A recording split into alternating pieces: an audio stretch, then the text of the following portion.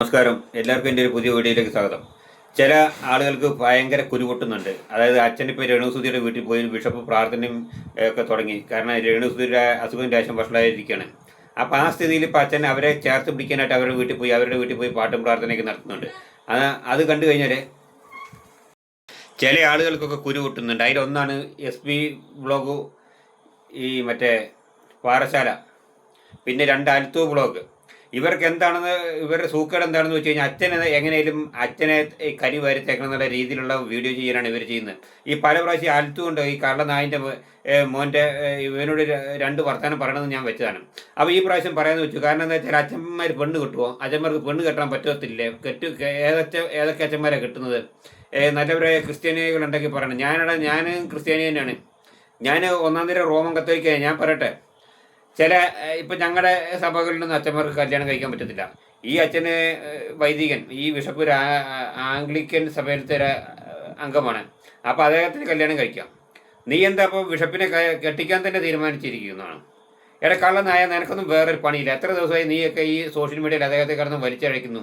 അതേപോലെ ഈ പാറശാലക്കാരോട് എനിക്കൊരു കാര്യം പറയാനുണ്ട്. നിങ്ങളിപ്പോൾ ഇങ്ങനെ ഇടയിടെ വീഡിയോ ചെയ്യുന്നുണ്ട്. നിങ്ങൾ എന്ത് കാര്യത്തിന് ഇങ്ങനെ വീഡിയോ ചെയ്യുന്നത്? അച്ഛൻ അത് ചെയ്ത് ശരിയായില്ല. അച്ഛൻ പിന്നെയും പോയിട്ട് സോഷ്യൽ മീഡിയയിൽ അല്ലെങ്കിൽ ചാനലുകളിലൊക്കെ ചർച്ച നടത്തുകയാണ്. ഈ സജീന വ്ളോഗ്സ് എന്ന് പറയുന്ന ചാനൽ, പിന്നെ സജീന വ്ളോഗ്സ് പോയിട്ട് അച്ഛൻ്റെ വീട്ടിൽ പോയിട്ട് അച്ഛനോട് ഡീറ്റെയിൽസ് ആയിട്ട് കാര്യങ്ങളൊക്കെ നടത്തിയിട്ടുണ്ട്. അപ്പോൾ അതിൻ്റെ പരമായിട്ട് അച്ഛൻ അതിനുള്ള മറുപടി പറഞ്ഞിട്ടുണ്ട്. അതിന് നിനക്കൊക്കെ എത്ര കുരു പൊട്ടുന്നത്? ഈ പിന്നെ പാറശാലക്കാരി പറയുന്നത് എന്താണെന്ന് വെച്ച് കഴിഞ്ഞാൽ, അവരുടെ സഭയിൽ, അതായത് CSI എന്ന് പറഞ്ഞാൽ ബന്ധിക്കോസ് ആണല്ലോ, അവരുടെ അച്ഛന്മാരൊന്നും ഇങ്ങനെ പോയി സംസാരിക്കുന്നില്ല. അപ്പോൾ ഞാൻ ആ വീഡിയോ ഒന്ന് കാണിച്ചു തരാം. അൽത്തു പറയുന്നതും ഈ പാറശാലിക്കാർ പറയുന്നതും. എന്നിട്ട് ഇതിന് ശേഷം എനിക്ക് ലേശം പറയാനുണ്ട്. മനസ്സിലായല്ലോ? ഞാൻ വിവാഹിതനായെന്ന് ഓർത്തിട്ട് എന്നെ ആരും തടസ്സപ്പെടുത്താനില്ലെന്നുള്ളതാണ് സഭയുടെ നിയമം. വിവാഹം ആർക്കുമാണെങ്കിൽ കഴിക്കാം. പിന്നെ നല്ലവരായ ക്രിസ്ത്യാനികൾ ആരെങ്കിലും വീഡിയോ കാണുന്നുണ്ടെങ്കിൽ, പൊന്നു ക്രിസ്ത്യാനികളെ, എനിക്കറിയത്തില്ല, അതുകൊണ്ടാണ് ചോദിക്കുന്നത്. അച്ഛന്മാർക്ക് കല്യാണം കഴിക്കാൻ പറ്റുമോ? എനിക്കറിയത്തില്ല, ക്ഷമിക്കണം ഈ ചോദ്യത്തിലൊക്കെ. അപ്പോൾ നിങ്ങൾ കേട്ടല്ലോ, ബിഷപ്പിൻ്റെ പണ്ടുള്ള കാര്യങ്ങളൊക്കെ എടുത്തു വച്ച് സംസാരിക്കാൻ അതിൻ്റെ ഒന്നും ഒരു ആവശ്യമില്ല എന്നാണ് എനിക്ക് നിങ്ങളോട് പറയാനുള്ളത്. പിന്നെ ഈ ഒരു വ്ളോഗറാണ്, അതുള്ള എന്ന് പറഞ്ഞിട്ടുള്ള ഒരു വ്ളോഗറാണ്. അവരുടെ സംശയമാണ് ചോദിക്കുന്നത്. വിവാഹം കഴിക്കാൻ കേട്ടോ, എല്ലാ സഭയിലും അല്ല. ഇപ്പോൾ ബിഷപ്പിൻ്റെ ആ ഒരു സഭ അനുസരിച്ച് കല്യാണം കഴിക്കാമെന്ന് എനിക്കറിയാം. പിന്നെ CS വഴി കല്യാണം കഴിക്കാമെന്നറിയാം. അത് ബിഷപ്പ് പറഞ്ഞ സത്യം തന്നെയാണ്. അറിഞ്ഞൂടാ എന്ന് പറഞ്ഞതുകൊണ്ട് മാത്രമാണ് ഞാനതൊന്ന് ക്ലിയർ ആക്കി തന്നത്. അപ്പോൾ എനിക്ക് തോന്നുന്നത് എന്താണെന്ന് വെച്ച് കഴിഞ്ഞാൽ, ഈ ഒരു കാര്യം സത്യം പറഞ്ഞാൽ എനിക്ക് തന്നെ മനസ്സിലാവുന്നില്ല ബിഷപ്പ് എന്തിൻ്റെ പേരിലാണ് ഇങ്ങനെ വന്നിരുന്ന് പറയുന്നതെന്ന്. ഇതിൻ്റെ ഒന്നും ഒരു ആവശ്യവുമില്ല എന്ന് തന്നെയാണ് എനിക്ക് പറയാനുള്ളത്. ഇനി കുറച്ച് കാര്യങ്ങളും കൂടെ നിങ്ങൾ കേൾക്കണം കേട്ടോ. കേട്ടിട്ട് നിങ്ങളുടെ അഭിപ്രായം എന്താണെന്ന് വെച്ചാൽ അത് കമൻറ്റിൽ കൂടി നിങ്ങൾ അറിയിച്ചാൽ മാത്രം മതി. ഇങ്ങനെയൊന്നും ബിഷപ്പൊന്നും വന്നിരുന്ന് പറയില്ല. എൻ്റെ മോനും ക്യാൻസർ ആണെന്ന് നിങ്ങളിൽ പലർക്കും അറിയാം, എൻ്റെ വീഡിയോസ് കാണുന്നവർക്ക്. അപ്പോൾ എൻ്റെ സഭയിൽ ഞങ്ങൾ CSIക്കാരാണ്. അപ്പോൾ CS ചർച്ച ഏതെങ്കിലും ഒരു ദിവസമെങ്കിലും ഞങ്ങളുടെ അച്ഛൻ വന്നിരുന്ന് ഇതുപോലെ പ്രബിന് വേണ്ടിയിട്ടോ ഞങ്ങൾക്ക് വേണ്ടിയിട്ടോ ഇതുപോലെ അങ്ങനെ സോഷ്യൽ മീഡിയയിൽ കിടന്ന് എന്തെങ്കിലും പ്രശ്നം ഉണ്ടാക്കിയിട്ടുണ്ടോ? അല്ലെങ്കിൽ ഞങ്ങളുടെ സഭയിലെ അച്ഛൻ വന്നിരുന്ന് അച്ഛൻ്റെ കുടുംബ കാര്യങ്ങളൊക്കെ ഞങ്ങളുടെ സോഷ്യൽ മീഡിയയിൽ അറിയിക്കുന്നു. അപ്പോൾ നിങ്ങൾക്കൊക്കെ ഇതാണ് പ്രശ്നം. അച്ഛൻ ചിലപ്പം, ഇപ്പം ഞാൻ പറയട്ടെ, നിങ്ങൾ CSIക്കാരെന്ന് പറയാൻ ബന്ധിക്കോസുകാരാണ്. നിങ്ങളുടെ അച്ഛൻ നല്ലല്ലോ നിങ്ങളുടെ പള്ളിയിലുള്ളവരെ പാസ്റ്റർമാരെന്നല്ലേ പറയുന്നത്. അപ്പോൾ ഞാനൊരു കാര്യം പറയട്ടെ, നിങ്ങൾ ഈ അച്ഛൻ്റെ ബിഷപ്പിൻ്റെ ഒക്കെ തെറ്റ് കണ്ടുപിടിക്കുന്നില്ലേ? പാറശാലക്കാരോട് എനിക്കൊരു വർത്തമാനം പറയില്ല. നീ കുറേ ആയി ഇങ്ങനെ കടന്നിട്ട് കുണുകുണാന്ന് വെക്കുന്നു. നീ എന്തെങ്കിലും ഒരു ഓരത്തെ ചിരിയും ചിരിച്ചു വന്നിട്ട് ഇങ്ങനെ പറയും അച്ഛൻ അങ്ങനെയാണ്, അച്ഛൻ ഇങ്ങനെയാണ്. അപ്പം നിങ്ങളുടെ ഈ അച്ഛന്മാർ, അതായത് നിങ്ങൾ പാസ്റ്റർമാരെന്നാണ് പറയുന്നത്. ഈ പാസ്റ്റർമാർ ചെയ്യുന്ന പരിപാടിയൊന്നും നിങ്ങളെന്താ വിളിച്ച് പറയാത്തത്? പണ്ട് പരസ്യമായിട്ട് ഒരു പള്ളിയിലോട്ടൊരു പാസ്റ്റർ കുറേ ആളുകളെ വിളിച്ച് കയറ്റിട്ട്, നിങ്ങളുടെ പള്ളിയിൽ വിളിച്ച് കയറ്റിട്ട് അവിടെ പണപ്പിരിവ് നടത്തുകയാണ്. പ്രാർത്ഥനാ പണപ്പിരിവ്. എന്തിനാണ് ഈ പണപ്പിരിവ് നടത്തുന്നത്? അതൊന്നും ഈ SPB ഈ പാറശാലക്കാർ കാണുന്നില്ലേ? അതിനെപ്പറ്റി നിങ്ങളെന്താ ബാധിക്കാത്തത്? നിങ്ങളെന്താ അതിനെപ്പറ്റി പറയാത്തത്? അപ്പം നിങ്ങൾക്ക് എന്തും ചെയ്യാം, ഞങ്ങൾക്കൊന്നും ചെയ്യാൻ പറ്റത്തില്ലല്ലോ. ഞാൻ ഒന്നാം തരം റോമൻ കത്തോലിക്കനാണ്. അതുകൊണ്ട് തന്നെയാണ് പറയുന്നത്. വല്ലാതെ കടന്ന് കളിക്കരുത് നീയൊക്കെ. അപ്പം നിങ്ങളുടെ സഭയിൽ എന്തും ചെയ്യാം. ഇപ്പം അതുപോലെ തന്നെ ഈ പാസ്റ്റർ ടിനു അങ്ങനെ എന്തോ ഒരുത്തനുണ്ടല്ലോ, ബിനു തോമസോ, ഈ ബിനു വാഴമുട്ടം, ഈ ബിനു വാഴമുട്ടത്തിൻ്റെ ഇപ്പം ഈ ഒരു മാസം മുമ്പ് അവിടെ പത്തനംതിട്ടയിൽ അവരുടെ ഈ സെൻറ്ററിൽ, പ്രാർത്ഥനാ സെൻറ്ററിൽ അവിടെ കുട്ടികളെ മർദ്ദിച്ചു എന്ന് പറഞ്ഞൊരു കേസ് വന്നു. ആ കേസായത് അങ്ങനെ ആയി. പിന്നെ പഞ്ചായത്ത് പ്രസിഡന്റോ ആരൊക്കെ ഇടപെട്ടു, അതങ്ങനെ പോയി. അവൻ ചുളിവിൽ പിന്നെ പോലീസ് വരെ അവന് പുല്ലാണെന്നുള്ള രീതിയിൽ അവൻ കഴിച്ചിലായി. അവൻ പരിശുദ്ധനായി, കേസ് കൊടുത്തവരും കുറ്റക്കാരുമായി. അതൊന്നും നീ വീഡിയോ ചെയ്യുന്നില്ല. നിനക്ക് ഈ ബിഷപ്പ് എവിടെയെങ്കിലും എന്തെങ്കിലും ചെയ്തു കഴിഞ്ഞാൽ, അല്ലെ ബിഷപ്പ് രേണുസുധിയുടെ വീട്ടിൽ പോയി കഴിഞ്ഞാൽ അപ്പോൾ നിനക്ക് ക്രിമികടിയാണ്, നിനക്കോ അൽത്തു ബ്ലോഗിനൊക്കെ. അങ്ങനെ കുറേ ആൾക്കാർക്ക് മറുപടി കൊടുക്കാനുണ്ട്. മര്യാദയ്ക്ക് അവനോട് പറ്റുന്ന കണ്ടന്റ് ചെയ്തുകൊണ്ട് വെറുതെ ബിഷപ്പിന്റെ നെഞ്ചത്തോട് ചാടിക്കാറാൻ നിൽക്കാനുള്ള കാര്യം ഞാൻ പറയാം. മനസ്സിലായല്ലോ? അങ്ങനെ പറഞ്ഞിട്ടുണ്ടെങ്കിൽ, എന്തെങ്കിലും രഹസ്യങ്ങൾ അല്ലെങ്കിൽ ജീവിതത്തിൽ എന്തെങ്കിലും കാര്യങ്ങൾ പറഞ്ഞിട്ടുണ്ടെങ്കിൽ അവരും കൊണ്ടുവന്ന് പബ്ലിക്കിൽ ഇടേണ്ട ആവശ്യമില്ല എന്നാണ് എൻ്റെ ഒരു അഭിപ്രായം കേട്ടോ. ആരെങ്കിലും ഇതുവരെയ്ക്ക് വിവാഹാഭ്യർത്ഥന നടത്തിയ ധാരാളം പേരുണ്ട്. ധാരാളം പേര് വിവാഹ അഭ്യർത്ഥനകളൊക്കെ നടത്തിയിട്ടുണ്ട്, ഇല്ലെന്ന് ഞാൻ പറയാൻ പറ്റത്തില്ല. വിവാഹം ചെയ്യണമെന്ന് ആഗ്രഹിച്ചവരുണ്ട്, വിവാഹം കഴിക്കണമെന്ന് പറഞ്ഞ് എന്റെ പുറകെ വന്നവരുണ്ട്. അതൊക്കെ ഉണ്ട്. അതൊക്കെ ഞാനതൊരു എന്താണ് ഒരു പഴയകാല ജീവിതത്തെ പറ്റി നമ്മൾ ഓർക്കുമ്പോൾ എന്തോ. ഇപ്പൊ നിങ്ങൾക്ക് മനസ്സിലായില്ലേ? ബിഷപ്പ് അന്ന് കുറെ കാര്യങ്ങൾ ഇത് കേട്ടതിൽ നിന്ന് നിങ്ങൾക്ക് മനസ്സിലായ കാര്യങ്ങളാണ് ഞാൻ ഈ പറയുന്നത്. നിങ്ങളെപ്പോലെ തന്നെയാണ് എനിക്കും മനസ്സിലാവുന്ന കാര്യങ്ങൾ. അന്ന് ബിഷപ്പ് രേണുസുധിക്കെതിരെ എന്നപ്പോൾ കുറച്ച് കാര്യങ്ങൾ കുറച്ച് വ്ളോഗേഴ്സിന് കൊടുത്തായിരുന്നു. ആ സമയത്ത് ഇപ്പോൾ ബിഷപ്പിനോട് സംസാരിച്ചുകൊണ്ടിരിക്കുന്ന സജീനയും അന്ന് ശ്രീതുവും ഇവര് എല്ലാവരും ഒറ്റ ഇതായിരുന്നു. രേണുവിന് വേണ്ടി ഇവരായിരുന്നു കൂടുതലായിട്ട് സപ്പോർട്ട് ചെയ്തിരുന്നത്, മറ്റാരും ഇതുപോലെ സപ്പോർട്ട് ചെയ്തില്ല. അപ്പോൾ ഇവർക്കെതിരെയായിരുന്നു അന്ന് പറഞ്ഞ വീഡിയോസ് മൊത്തം. ഇന്ന് ഈ ബിഷപ്പ് നേരെ തിരിഞ്ഞ് രേണുസുധിക്ക് വേണ്ടി സംസാരിക്കാനും രേണുസുധിക്ക് വേണ്ടി പ്രാർത്ഥിക്കാനും ഇറങ്ങിയപ്പോൾ പലർക്കും പല വ്ളോഗേഴ്സിനും ഇത് ഇഷ്ടപ്പെടുന്നില്ല. ഇഷ്ടപ്പെടാതെ ഇരുന്നിട്ട് അന്ന് സംസാരിച്ച കാര്യങ്ങളാണ് ഇപ്പോൾ എടുത്തു വെച്ച് ഇവർക്കെതിരെ സംസാരിക്കുന്നെന്ന് ബിഷപ്പ് പറയണം. അന്ന് ഇങ്ങനെയൊന്നും പറയാതിരുന്നിരുന്നുവെങ്കിൽ ഒരു കുഴപ്പമില്ല. പാർശ്വക്കാരി പറയുന്നത് അടുത്ത വീഡിയോ കാണാമെന്നാണ് പറഞ്ഞത്. ആ അടുത്ത വീഡിയോ കാണാമല്ലോ. അപ്പോൾ അച്ഛൻ സജീന ബ്ലോഗ്സിനോട് പറയുന്നുണ്ട്, പല ആളുകളും പെണ്ണുങ്ങളും കല്യാണം ആലോചിച്ച് വന്നിട്ട് പിന്നാലെ പുറകെ വന്നിട്ടുണ്ട്. പക്ഷേ എനിക്കെന്തായാലും അതിലൊന്നും വലിയൊരു താല്പര്യം കണ്ടില്ല. പിന്നെ എനിക്ക് 49 വയസ്സായി, 50 വയസ്സിൻ്റെ അടുത്തായി. പിന്നെ ഞാൻ എന്താണെന്ന് വെച്ചാൽ നല്ലൊരു വൈദികനായിട്ട് അല്ലെങ്കിൽ നല്ലൊരു ബിഷപ്പായിട്ട് ജീവിക്കാനായിട്ട്. അപ്പോൾ അച്ഛൻ കുറച്ച് കാലമായിട്ട് അച്ഛൻ വൈദികനായിട്ട് പിന്നെ സേവനം അനുഷ്ഠിച്ചിട്ടുള്ള ഒരു വ്യക്തിയാണ്. അതിന് ശേഷമാണ് അച്ഛൻ പിന്നെ ഇത് ബിഷപ്പായത്. മനസ്സിലായില്ലേ? അപ്പം അങ്ങനെയുള്ള കാര്യങ്ങളൊക്കെ മനസ്സിലാക്കുക. വെറുതെ കൊരാന്നിങ്ങനെ വന്ന് സംസാരിക്കാൻ നിൽക്കരുത്. ഇവിടെ ഒരു ചെറിയും ചെറിച്ചുകൊണ്ട് പാറശാലിക്കാർ ചിലപ്പോൾ ഇങ്ങോട്ട് വീഡിയോ ചെയ്യാൻ പറ്റും. എനിക്കിത് ഇങ്ങോട്ട് കാണുമ്പോൾ അങ്ങോട്ട് ഭ്രാന്ത് വരും. അതുപോലെ അടുത്ത ബ്ലോഗിനോട് മര്യാദയ്ക്ക് പാകത്തിനുള്ള ഒരു കളിയൊക്കെ കളിച്ചാൽ മതി. നീ കുറേ ആയിട്ട് ബിഷപ്പിൻ്റെ നീ എന്നല്ല ഒരുപാട് യൂട്യൂബേഴ്സ് ഇങ്ങനെ വാരുന്നുണ്ട്. എന്താണെന്ന് വെച്ചാൽ അദ്ദേഹത്തെ ഒന്നും പറയാമെന്ന് വെച്ചിട്ട് അല്ലേ, ഞങ്ങൾ ക്രൈസ്തവ സംഘടനകളൊന്നും മിണ്ടുന്നില്ല എന്ന് വെച്ചിട്ടാണ്.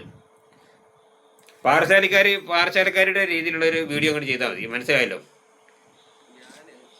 പിന്നെ അച്ഛൻ ചിലപ്പോൾ അവിടെ രേണുവിൻ്റെ വീട്ടിൽ പോയെന്നിരിക്കും, പ്രാർത്ഥിച്ചെന്നിരിക്കും. അതൊക്കെ നിനക്കെന്താ നഷ്ടം? ഇപ്പം നിങ്ങളുടെ അച്ഛനോ പിന്നെ നിങ്ങളുടെ അച്ഛനല്ല, നിങ്ങളുടെ പാസ്റ്റർ, നിങ്ങൾ ശരിക്കും ബന്ധിക്കോസുകാരാണല്ലോ. CSI എന്ന് പറയുന്ന ബന്ധിക്കോസുകാരാണ്. നിങ്ങളുടെ കാര്യങ്ങളൊന്നും നിങ്ങളുടെ പാസ്റ്റർമാർ വന്നിട്ട് പിന്നെ ഇവിടെ ഇരുന്ന് പറയുന്നില്ല എന്ന് പറയുന്നു.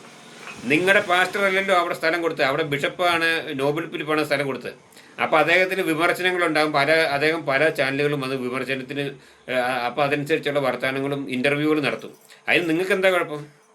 നിങ്ങളുടെ ആരുടെയും വീട്ടിലോട്ട് വന്നിട്ടുണ്ടോ? ഇല്ലല്ലോ. അതുകൊണ്ട് മാത്രമാണ് ഞാൻ ഇത് പറയുന്നത്. നാളെ അവിടവും ഇല്ല ഇവിടവും ഇല്ലാത്ത ഒരവസ്ഥ ബിഷപ്പിനുണ്ടാവാതിരിക്കട്ടെ, ദൈവം ബിഷപ്പിനെ അനുഗ്രഹിക്കട്ടെ എന്നാണ് എനിക്ക് പറയാനുള്ളത്. അപ്പോൾ ഒരു വീഡിയോ കൂടെ നമുക്ക് കണ്ടിട്ട് വന്നാലോ? ഇപ്പം എനിക്ക് വയസ്സ് 50 49 വയസ്സായി. അപ്പോൾ ഇപ്പം ഞാനൊരു വിവാഹ ജീവിതത്തിലേക്ക് പ്രവേശിക്കാനുള്ള ഒരു മാനസികാവസ്ഥയിലല്ല ഇപ്പോൾ പോയിക്കൊണ്ടിരിക്കുന്നത്. ഇപ്പോഴെന്ന് വെച്ച് കഴിഞ്ഞാൽ ഒരു മിഷണറി ബിഷപ്പായിട്ടാണ് 2013 മുതൽ ഒരു മിഷണറി ബിഷപ്പായി സേവനം ചെയ്യുകയാണ്. അതിനു മുൻപ് ഞാനൊരു മിഷണറി വൈദികനായിരുന്നു. ഇതിനെല്ലാ കാര്യങ്ങളും എൻ്റെ കുടുംബത്തിനും സഭയ്ക്കും എന്നെ സ്നേഹിക്കുന്ന സിസ്റ്റർ പറഞ്ഞ പോലെ എന്നെ സ്നേഹിക്കുന്ന ഒരു കൂട്ടം ദൈവത്തിൻ്റെ മക്കളുണ്ട്. ഫെലോഷിപ്പായിട്ടുള്ളവരുണ്ട്, സഭാപരമായിട്ടുള്ളവരുണ്ട്, ആത്മീയ കൂട്ടായ്മകളിൽ കൂടെ എന്നെ സ്നേഹിക്കുന്നവരുണ്ട്. അവരൊക്കെ എൻ്റെ പിൻപിലുണ്ട്. എന്നെ സപ്പോർട്ട് ചെയ്യുകയും എന്നെ സ്നേഹിക്കുകയും എൻ്റെ വളർച്ചയിൽ എനിക്ക് വേണ്ട എല്ലാ കൈത്താങ്ങൽ തരുന്ന ഒരു വിഭാഗം ദൈവമക്കൾ എന്ന് പറയുന്നത് എന്നെ സ്നേഹിക്കുന്ന വെൽവിഷേഴ്സ് ഉണ്ട്. അവരെൻ്റെ പിൻപിലുള്ളത് കൊണ്ടാണ് സിസ്റ്റർ പറഞ്ഞ പോലെ പല നെഗറ്റീവ് കേൾക്കുമ്പോൾ അവരതിൻ്റെ അടിയിൽ വന്നിട്ട് പോസിറ്റീവായ കാര്യങ്ങൾ എഴുതുന്നത്. സത്യം. അപ്പം മുമ്പേ സിസ്റ്റർ പറഞ്ഞ പോലെ മക്കളുണ്ടെങ്കിൽ, ഞാൻ നിങ്ങളുടെ വീഡിയോയിലൂടെ തന്നെ പറയാണ്, ഈ വീഡിയോയിൽ കേട്ടോണ്ടിരിക്കുന്ന എൻ്റെ കുഞ്ഞുങ്ങൾ, മക്കൾ, എനിക്ക് ജനിച്ച മക്കൾ എവിടെയെങ്കിലും ഉണ്ടെങ്കിൽ നിങ്ങൾ വരണം. നിങ്ങൾ വന്നു കഴിഞ്ഞാൽ വരും, ചുമ്മാ വരരുത്. വരുമ്പോൾ നിങ്ങൾ DNA ടെസ്റ്റുള്ള റിസൾട്ട് അതെല്ലാം ലീഗലായിട്ടുള്ള, ഇപ്പൊ ഭാര്യമാരെന്ന് പറഞ്ഞവരുണ്ടെങ്കിൽ ഞാൻ എടുത്തു പറയാം, അവർ വരട്ടെ. എനിക്ക് സന്തോഷം അവർ വരുന്ന. പക്ഷെ വരുമ്പോൾ അവരെന്ത് ചെയ്യണം, എൻ്റെ വിവാഹ സർട്ടിഫിക്കറ്റ് കാര്യങ്ങൾ എല്ലാം ആയിട്ട് എൻ്റെ മുമ്പിൽ വരണം. ഞാൻ ഇതുപോലെ നിങ്ങൾ ചാനലുകളെ വിളിച്ച് കാണിക്കുന്നത് എൻ്റെ ഭാര്യമാരായിട്ടുള്ളവരെല്ലാം വന്നിട്ടുണ്ട്, ഞാൻ അവരെ എല്ലാം സ്വീകരിച്ചിരിക്കുന്നു, അവരെന്നോടൊപ്പം ജീവിക്കാൻ വന്നിരിക്കുന്നു, മക്കളും വന്നിട്ടുണ്ട്, അവരെ എന്തോ ഒരു കച്ചപ്പിച്ച അങ്ങോട്ട് ചെയ്യണം, ആ വീഡിയോ ഇങ്ങോട്ട് ചെയ്യണം. കാരണം അന്ന് എനിക്ക് എഗനസ്റ്റ് ഇങ്ങനെയുള്ള ഈ വീഡിയോ ചെയ്യാൻ നിൽക്കരുത്. ഉള്ള കാര്യം ഞാൻ പറഞ്ഞുതരാം. ബിഷപ്പ് പോവും. രേണുസുധീനെ ചേർത്ത് നിർത്തുന്നതിനുള്ള പരിപാടിയാണ്. രേണുസുധീനെയും കുടുംബത്തിനെയും കിച്ചുവിനെയൊക്കെ ചേർത്ത് നിർത്താനുള്ള പരിപാടിയാണ്. നിങ്ങൾക്ക് എന്താ കുരുപൊട്ടുന്നുണ്ടോ? ഭയങ്കര ക്രിമികടി തന്നെ, സൂക്കടി തന്നെ. അലുത്തു ബ്ലോഗിനും SB പാറശാലക്കാരിക്കും ഉള്ള കാര്യം ഞാൻ പറഞ്ഞുതരാം. നിങ്ങൾക്ക് ഞാൻ വേറൊരു വീഡിയോ കാണിച്ചു തരാം, നിങ്ങളത് കാണാൻ. അത് ഇതേപോലെ നിങ്ങളെ പോലെ ഒരു യൂട്യൂബർ വീഡിയോ ചെയ്തതാണ്. രേണുസൂര്യ വീട്ടിൽ പോയിട്ട് ബിഷപ്പ് പ്രാർത്ഥിക്കുന്നുണ്ട്, ആ പ്രാർത്ഥനയെ പങ്കുചേരുന്നുണ്ട്. ആ പ്രാർത്ഥന 2-3-4 മിനിറ്റ് ഉണ്ട്, നിങ്ങളത് കാണും. എന്നിട്ട് അതുപോലെ വീഡിയോ ചെയ്യുക. അല്ലാതെ അച്ഛനെ കരി വരി തക്കാനോ, രേണുവിൻ്റെ നെഞ്ചത്തോട്ട് ചാടിക്കാരാനോ, രേണുവിൻ്റെ തന്തയുടെ നെഞ്ചത്തോട്ട് ചാടിക്കാറാനോ അല്ല. വെറുതെ എന്തെങ്കിലും കണ്ടന്റ് ആണെന്ന് പറഞ്ഞ് എന്തെങ്കിലും എങ്ങനെയെങ്കിലും യൂട്യൂബിൽ എന്തെങ്കിലും കണ്ടന്റ് ഉണ്ടാക്കാൻ, എന്നിട്ട് വേണമല്ലോ പൈസ ഉണ്ടാക്കാനായിട്ട്, അല്ലേ? അതിനെന്തെങ്കിലും ഒരു കണ്ടന്റ് ചെയ്തിട്ട് വരും. വിമർശിക്കുക, ഒരു പാകത്തിനുള്ള വിമർശനമൊക്കെ വിമർശിക്കുന്നത് ഒരുപാട് രാശം ഓവറാണ്. നിങ്ങൾ മനസ്സിലായില്ലേ? ശരി, നിർത്തിക്കോ. മകളെ സൗഖ്യമാക്കാൻ വേണ്ടി പ്രാർത്ഥിക്കാം. ഉള്ള രോഗക്കിടക്കെ മാറ്റി വിരിക്കുവാൻ വേണ്ടി നമുക്ക് പ്രാർത്ഥിക്കാം. സ്വർഗത്തിലെ ദൈവം അവളോട് മനസ്സറിയുവാൻ വേണ്ടി നമുക്ക് പ്രാർത്ഥിക്കാം. രോഗമുള്ള ഭാഗത്ത്, ക്ഷീണമുള്ള ഭാഗത്ത് കർത്താവിന്റെ അദൃശ്യമായ കാര്യം വെച്ച് ആ പ്രിയ മകളെ പൂർണ്ണമായി തലോടി സൗഖ്യമാക്കുവാനായിട്ട് നമുക്ക് ഒരുമിച്ച് ദൈവസന്നിധിയിൽ കണ്ണുനീരോടെ, വേദനയോടുകൂടെ ദൈവസന്നിധിയിൽ നമുക്ക് പ്രാർത്ഥിക്കാം. ഈ ഭവനത്തിലായിരിക്കുന്ന പിതാവിനെ, മാതാവിനെ, പ്രത്യേകമായിട്ട് ഈ ഭവനത്തിലെ പ്രിയപ്പെട്ട രമ്യയും കുടുംബത്തെയും, അങ്ങനെ വിതപ്പനെ ഓർത്തുകൊണ്ട് നമുക്ക് പ്രാർത്ഥിക്കാം. അതുപോലെ തന്നെ കൊല്ലത്തായിരിക്കുന്ന പ്രിയപ്പെട്ട മകൻ രാഹുൽദാസിന് വേണ്ടി നമുക്ക് പ്രാർത്ഥിക്കാം. അങ്ങനെ എല്ലാവരെയും ഈ ഭവനത്തിലായിരിക്കുന്ന ദൈവത്തിൽ തലവളവണക്ക് ഓരോരുത്തരെയും തിരുമുമ്പിൽ സമർപ്പിച്ചു കൊടുത്തുകൊണ്ട് നമുക്ക് പ്രാർത്ഥിക്കാം. ഈ ഭവനത്തിൽ എല്ലാവരും പ്രാർത്ഥനാപൂർവ്വമായിരിക്കുമ്പോൾ പ്രിയപ്പെട്ട മാതാവ് ഇപ്പോൾ ശബ്ദം നിർത്തി പ്രാർത്ഥിക്കാം.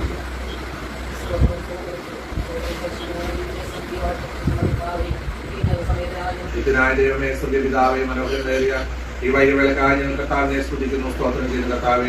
മുഴുവൻ പ്രാർത്ഥനയായിട്ട് വന്ന് തലകളെ വണക്കുവാൻ നമുക്ക് കാഴ്ച സ്തോത്രം. ഈ പ്രിയഭവനത്തെ പ്രയാസങ്ങളെ, വേദനകളൊക്കെ ഇതിലൂടെ സമർപ്പിച്ചുകൊണ്ട് ഞങ്ങൾ പ്രാർത്ഥിക്കുകയാണ്.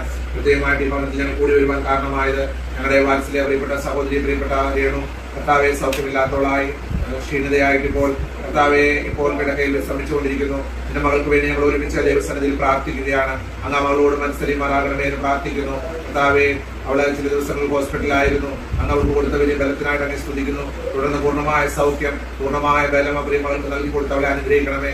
സൗഖ്യമുള്ളവളായി, ബലം പ്രാപിച്ചവളായി, ദൈവം ആരോഗ്യമുള്ളവളായി മടങ്ങി വന്ന് ദൈവസന്നിധിയിൽ ഉത്തമ സാക്ഷ്യത്തോടുകൂടെ അങ്ങേക്കിണങ്ങിയ ഒരു നല്ല ആയുധമായി, നല്ല ഒരു കർത്താവെ ക്രിസ്തീയ സാക്ഷ്യത്തോടുകൂടെ മറ്റുള്ളവർ മുമ്പിൽ സാക്ഷ്യമുള്ള മകളായി, അങ്ങ് ഉയർത്തിപ്പിടിക്കുന്ന ഒരു മകളായി അവളെ കർത്താവ് ശക്തീകരിച്ച് ബലപ്പെടുത്തി, കർത്താവ് ആയുസ് കൊടുത്ത്, ആരോഗ്യം കൊടുത്ത്, കർത്താവെ ബലം കൊടുത്ത് മടക്കി വരുത്തണമേ എന്ന് ഞങ്ങൾ അങ്ങോട്ട് പ്രാർത്ഥിക്കുന്നു. കർത്താവെ, പ്രത്യേകമായിട്ട് അവൾക്ക് ദാനമായിട്ട് കൊടുത്ത ഋതുവിന് വേണ്ടി പ്രത്യേകം പ്രാർത്ഥിക്കുന്ന മകനോട് മനസ്സിൽ മാറാകണമേ. ആ കുഞ്ഞിന് കർത്താവ് ബലം കൊടുക്കണം, ശക്തി കൊടുക്കണം. ആരാരിഷ്ടം കുഞ്ഞിനെ വിടുവിക്കണമേ എന്ന് പ്രാർത്ഥിക്കുന്നു. കർത്താവെ, ആ കുഞ്ഞിന്റെ പഠന കാര്യങ്ങളിലൊക്കെയും കർത്താവ് കൂടെ ഇരിക്കണമേ എന്ന് പ്രാർത്ഥിക്കുന്നു. കൃത്യമായിട്ട് അവർക്ക് ദൈവം നൽകിയ വളർത്തു മകന് വേണ്ടി ഞങ്ങൾ ഈ സമയം പ്രാർത്ഥിക്കുകയാണ്. ആ പ്രിയ മകനോട് കർത്താവ് മനസ്സിലിടണമേ എന്ന് പ്രാർത്ഥിക്കുന്നു. ഈ ഭവനത്തിലായിരുന്ന മാതാപിതാക്കളെ സമർപ്പിച്ചുകൊണ്ട് പ്രാർത്ഥിക്കുന്നു. അങ്ങ് അവരോട് മനസ്സിലിമാറാകണമേ. ആ പിതാവിനും മാതാവിനും ആയുസ്വാരോഗ്യം കൊടുക്കണമേ, ബലം കൊടുക്കണമേ, ശക്തി കൊടുക്കണമേ എന്ന് പ്രാർത്ഥിക്കുന്നു. കൃത്യമായിട്ട് സഹോദരി രമ്യക്ക് വേണ്ടി ഞങ്ങൾ പ്രാർത്ഥിക്കുകയാണ്.